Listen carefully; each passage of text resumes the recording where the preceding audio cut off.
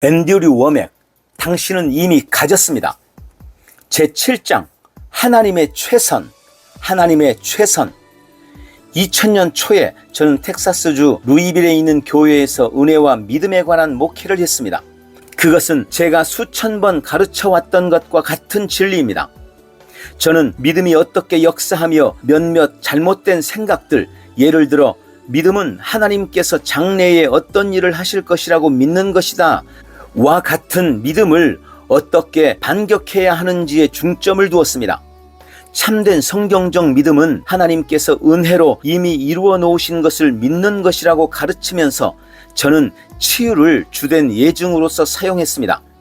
크리스 오첸스키 씨는 그날 집회에 참석하여 설교 테이프를 그녀의 아픈 딸에게 갖다 주었습니다. 니키는 하나님을 사랑했고 그분과 친밀한 교제를 나누는 것을 즐겼습니다. 그러나 그녀는 19살 때부터 5년 동안 심한 병을 앓아왔습니다. 잘못 가르쳐진 믿음.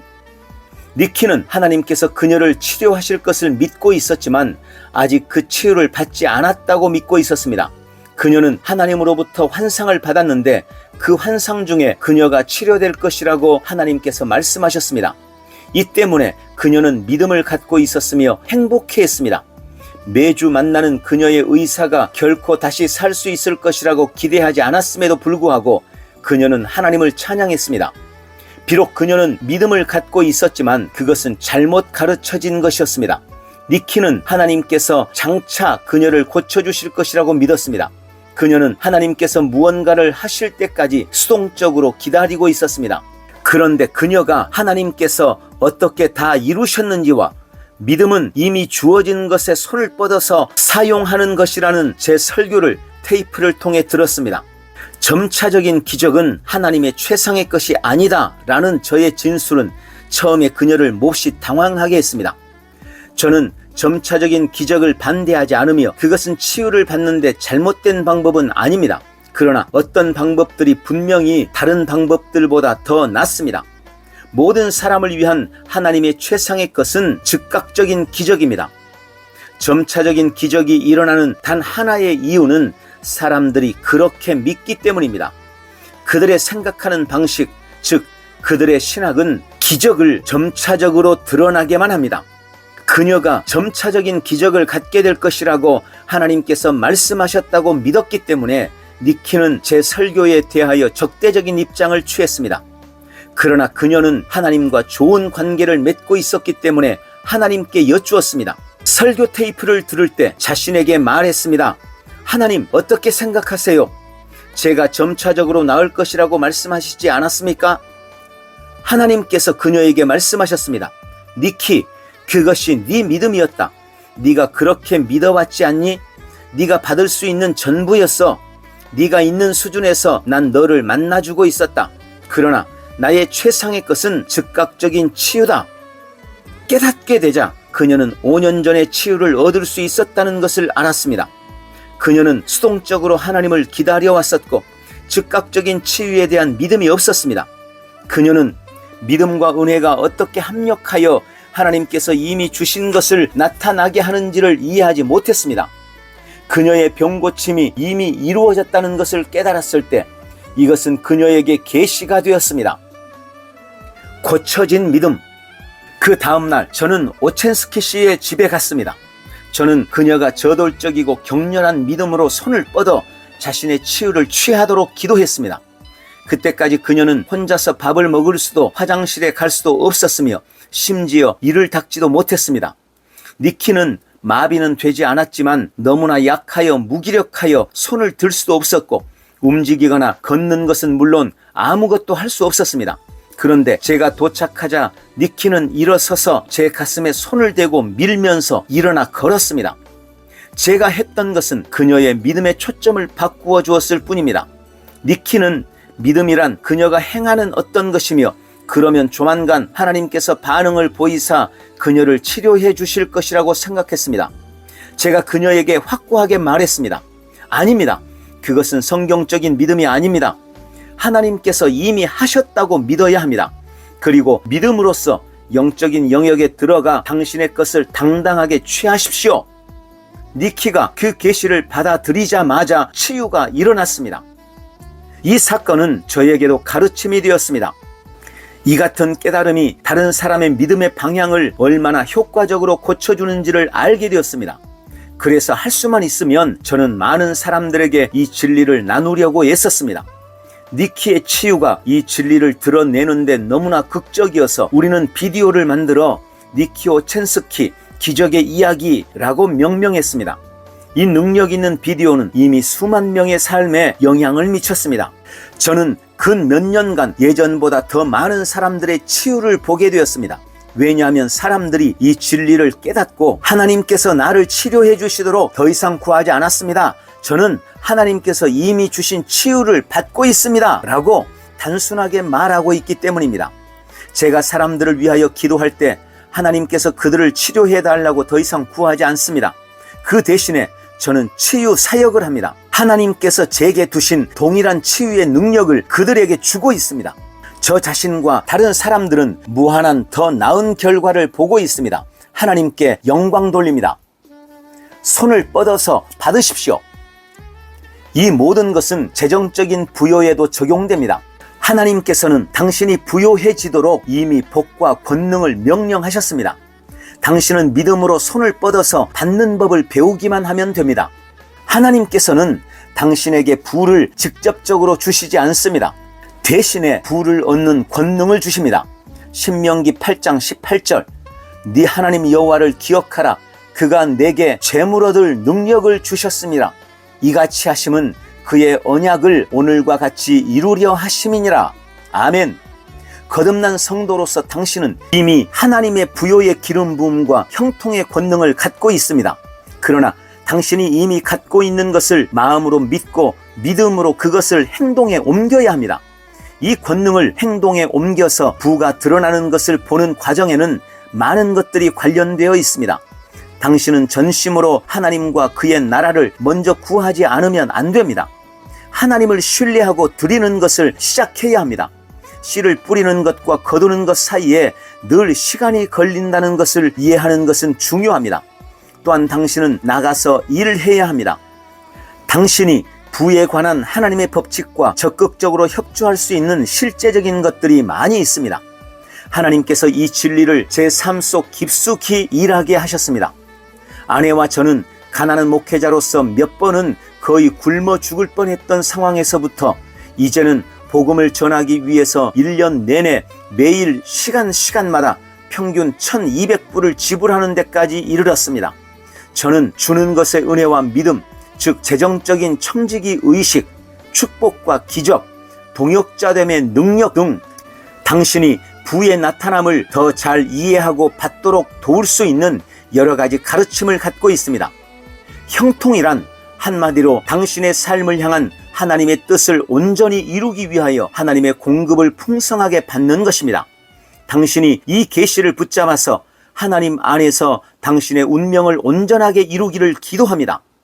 하나님께서 이미 부를 제공해 주셨다는 것을 당신이 믿게 되면 당신은 믿음으로 손을 뻗어 그것을 취하게 될 것입니다. 당신은 거듭난 당신의 영 안에 이미 있는 부를 얻기 위한 권능과 기름 부음과 협력하기 시작할 것입니다. 집에 앉아서 TV 드라마를 시청하는 동안 하나님께서 당신의 무릎에 돈다발을 쏟아주도록 기도하는 대신에 당신은 일어나 나가서 일들을 하기 시작할 것입니다. 왜냐하면 하나님께서 당신이 손대는 모든 일에 복을 주신다고 약속하신 것을 알고 있기 때문입니다. 부를 나타나게 하고 형통을 오게 하는 기름 부음을 믿고 일들을 시작할 때 당신은 그것을 보기 시작할 것입니다. 만약 당신이 집에 앉아서 하나님께서 당신의 지갑에 돈을 마술같이 집어넣어 주시도록 기도하고 기다린다면 당신은 결코 부를 받을 수 없을 것입니다. 하나님께서는 당신이 손대는 일에 복을 주시겠다고 말씀하셨습니다. 100 곱하기 0은 0입니다. 하나님께서 이미 그분의 역할을 마친 것을 믿고 무언가를 하십시오. 하나님, 제가 일한 것을 보셨습니까? 지금 당신의 능력을 드러내십시오. 라고 하는 것이 아닙니다. 그렇습니다. 하나님께서 당신이 부요해지도록 기름 부으셨음을 믿기 때문에 당신이 일하고 있는 것입니다. 그리고 하나님께서 이미 주신 형통을 드러내기 위하여 믿음으로 권능을 풀어놓기 위해 행동하고 있습니다. 차이점을 아시겠습니까? 하나님은 이미 움직이셨습니다. 고백이 하나님을 움직이게 하지 않습니다. 예수께서 채찍에 맞음으로 내가 나음을 입었다 라고 599번 암송하는 것이 하나님으로 하여금 당신을 치료하게 한다고 생각한다면 잘못된 것입니다. 당신은 하나님께서 무언가를 하도록 만들 수 없습니다. 믿음이 하나님을 움직이게 하지 못합니다. 하나님께서는 은혜로서 그가 하시려고 하는 만큼 많이 이미 움직이셨습니다. 그는 이미 모든 것을 제공하셨습니다. 당신이 필요로 하기 전에 이미 당신이 필요로 하는 모든 것을 충분하게 공급하셨습니다.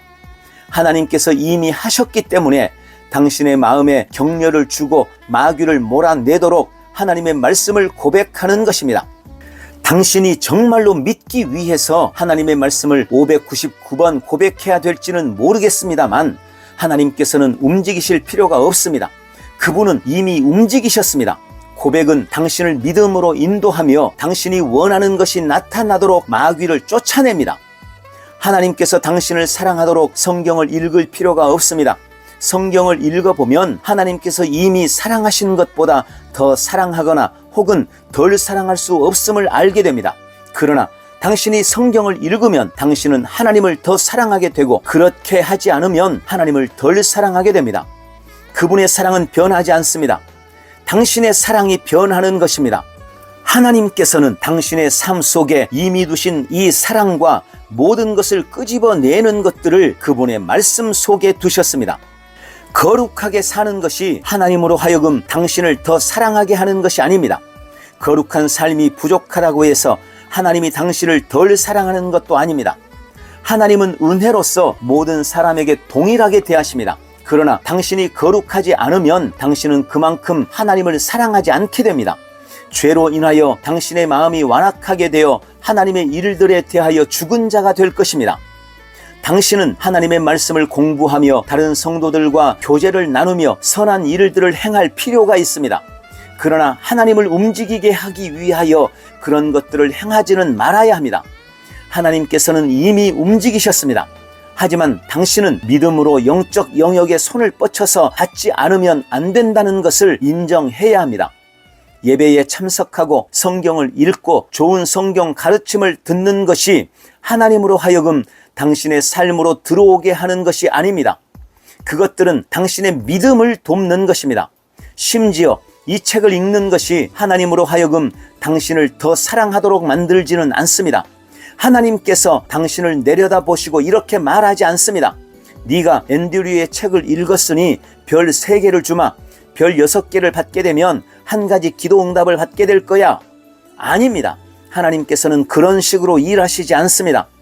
하나님은 당신을 사랑하십니다. 그리고 당신이 이 책을 읽든지 안 읽든지 당신을 향한 그분의 은혜는 같습니다.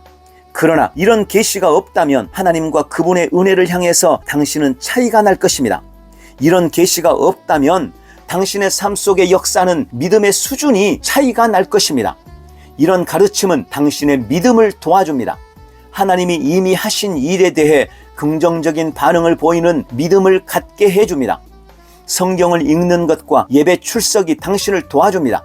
성경 공부와 다른 성도들과의 교제가 하나님에 대한 당신의 사랑을 일어나게 합니다. 그러나 만약 당신이 결코 예배를 드리지 않거나 성경을 다시는 읽지 않는다 할지라도 하나님께서는 정확히 당신을 똑같이 사랑하실 것입니다. 그러나 그것은 어리석은 짓입니다. 왜 당신은 당신이 믿음으로 걸어가는 것을 돕기 위하여 하나님께서 당신에게 주신 것들로부터 스스로를 끊어놓으려고 하십니까? 믿음은 은혜에 반응합니다. 비록 당신이 이런 것들을 한다 할지라도 당신의 행동이 하나님의 반응을 일으킨다고 절대 생각하지 말아야 합니다. 그분은 결단코 우리에게 반응하시지 않습니다. 하나님은 은혜로 이미 모든 것을 이루어 놓으셨습니다. 그리고 믿음이 그분에 대한 우리의 반응입니다. 육체, 행위, 율법주의는 하나님으로부터 긍정적인 반응을 구걸하기 위하여 많은 것들을 행하려고 애를 씁니다. 그러나 하나님은 어느 누구와도 그의 영광을 결코 나누지 않는다고 말씀하셨습니다. 당신은 하나님으로 하여금 당신을 구원하고 치료하고 번영케 하도록 만들지 않았습니다. 그분이 이미 하신 것입니다. 당신은 단지 믿음으로 손을 뻗어 그가 이미 주신 것을 사용하도록 긍정적인 반응만 보이면 되는 것입니다. 하나님이 이미 이루신 것을 나타나게 하려고 당신의 믿음을 사용하여 하나님으로 하여금 무언가를 하시도록 만들려고 시도하지 말아야 합니다. 당신은 하나님을 움직이게 할 수 없습니다. 그러나 당신은 믿음으로써 그가 이미 주신 것이 드러나게 할 수 있습니다. 그것은 큰 차이점입니다. 믿음은 단순히 하나님이 이미 하신 일에 대한 당신의 긍정적인 반응입니다.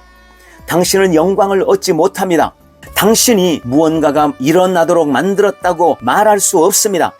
그것은 하나님의 권능이지 당신의 권능이 아닙니다. 그분은 당신이나 당신이 한 일에 대응하신 것이 아닙니다. 당신은 단지 그분의 은혜에 반응한 것입니다. 다른 하나를 제쳐두고 믿음 또는 은혜만을 취하는 것은 당신을 해치게 됩니다. 그것들은 하나님께서 당신이 즐기도록 의도하신 풍성한 삶을 경험하도록 서로 보완해 주고 있습니다. 하나님을 움직이도록 무언가를 행하라 라고 가르치는 믿음은 당신을 해칠 것입니다. 당신은 육체에 매여서 좌절하게 되고 율법주의가 되며 수고지향적인 믿음으로 떨어지고 말 것입니다.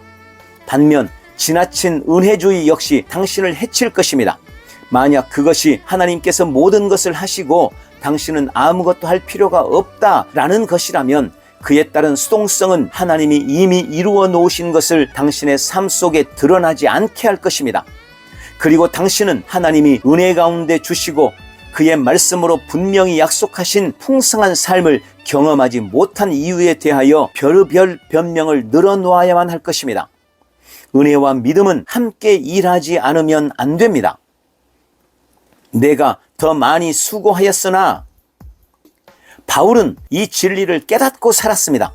고린도전서 15장 10절 그러나 내가 나된 것은 하나님의 은혜로 된 것이니 내게 주신 그의 은혜가 헛되지 아니하여 내가 모든 사도보다 더 많이 수고하였으나 내가 한 것이 아니요 오직 나와 함께 하신 하나님의 은혜로라. 아멘. 바울은 하나님의 은혜와 협력했습니다. 그는 그것을 얻으려고 수고하지 않았습니다. 그러나 은혜가 찾아오자 그는 믿음으로 수고하여 하나님이 이미 이루어 놓으신 것에 손을 뻗어 받았습니다. 그것은 놀라운 계시입니다. 하나님이 당신에게 깨달음과 지혜를 주사 은혜와 믿음의 이 계시를 조화시켜 그것을 당신의 매일 삶 속에 적용하도록 기도합니다. 이 책의 나머지 부분은 지금까지 만들어 놓은 기초 위에 쌓아 올릴 것입니다. 제가 몇 가지 것들을 나누어 당신을 격려하고 성공적으로 이 진리대로 걸어가도록 도와주고자 합니다. 할렐루야!